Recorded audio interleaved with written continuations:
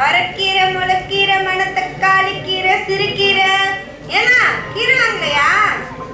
அடி செல்வம், கொஞ்சம் நெல்லு. பார்த்து ரொம்ப நாள் ஆச்சு. எப்படி இருக்க? நான் நல்லா இருக்கேன். நீ எப்படி இருக்க பூஞ்சோல? உன்னையும் பார்த்து ரொம்ப நாள் ஆச்சு. நான் நல்லா இருக்கேன். கழுத்துல ஏதோ புதுசா போட்டிருக்க. ஓ, இதுவா? இது சிலுவர் டாலர். புதுசா வாங்கினேன். எங்க ஆலயத்துல போதகர் சொன்னாரு, நம்ம எங்கெல்லாம் போறோமோ எல்லா இடத்துலயும் இயேசுவை பிரதிபலிக்கணுமாண்டி. அதனாலதான் கொஞ்சம் கொஞ்சமா காசு சேர்த்து வச்சு இந்த சில்வர் டாலரை வாங்கி கழுத்துல போட்டிருக்கேன். எப்படி இருக்கு? நல்லா இருக்கா? ஆமா, ரொம்ப அழகா இருக்குடி.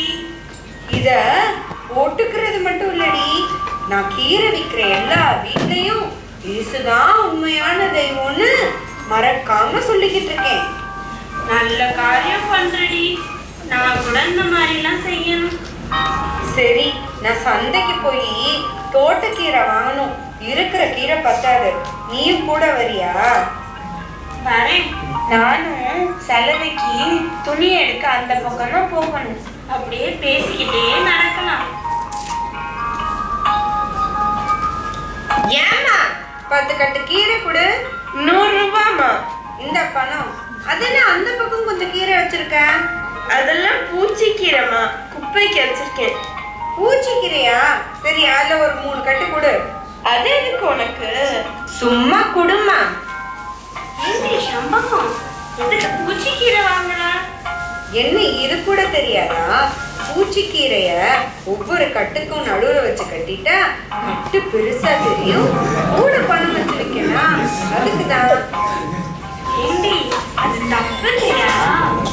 பொடி பொடி போக்க தேவையில்லை. இப்படிலாம் இல்லைன்னா இந்த உலகத்துல பொழைக்க முடியாது. அங்க பாரு, கொஞ்சம் பசங்க விளையாண்டுகிட்டு இருக்காங்க. என்ன பண்றேன்னு பாரு. தம்பிங்களா, இங்க வாங்க. இங்க பாருங்க, உங்களுக்கு ஏசுசாமியை பத்தி தெரியுமா? எங்க டீச்சர்ஸ் கொஞ்சம் இயேசுவை பத்தி சொல்லியிருக்காங்க, அதனால கொஞ்சம் கொஞ்சம் தெரியும். அவரு ரொம்ப அன்பானவரு, எல்லா தப்பையும் மன்னிக்கிறவரு. அவரை கும்பிட்டா நம்ம நினைக்கிறதெல்லாம் நடக்கும். இந்த வாரம் சர்ச்சுக்கு வந்தீங்கன்னா எங்க போதவரு உங்களுக்கு புது பைபிள், இன்னும் இயேசுவை பத்தி நிறைய விஷயம்லாம் சொல்லி கொடுப்பாரு. வரீங்களா? அந்த கிணத்தான இருக்கிற இயேசு கோயில் தானே? சரி, வரோம். டேய், இங்க வாங்கடா. ஏன்டா அந்த மந்தை என் மேல போட்டீங்க? போட்டுட்டோம்க்கா, மன்னிச்சுக்கோங்கக்கா. உங்கடா போக்கிரி பயல்களா, சரியான வலி. ஐயோ, இனிமேல் இந்த பக்கம் வந்த வச்சுட்டு உங்களை விளையாடுறத பார்த்தேன், அப்புறம் உங்களை உண்டுல நாக்கிடுவேன். புரியுதா? போங்கப்ப பொழப்பத்த பயிர்களா. காலங்கத்தால எங்களோட பெரிய தலைவலியா. செம்பகம், நீ பண்றது சரியே இல்ல. ஏண்டி, என்ன சொல்ற? ஏண்டி, இயேசு பிரதிபலிக்கிறதுனா என்ன?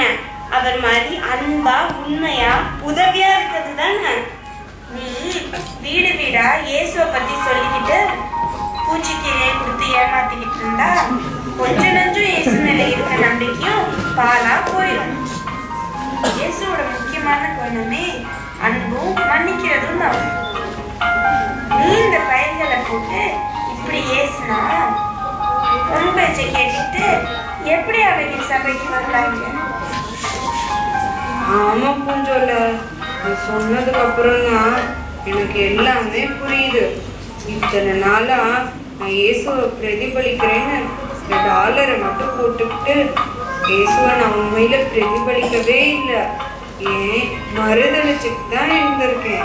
இனிமேந்து உண்மையா என் ஒவ்வொரு செயல்லையும் கவனமா ஆண்டவரை பிரதிபலிக்கிறேன். இனிமேந்து இந்த செண்பகம் தான் ஆண்டவரை பிரதிபலிக்க போறா.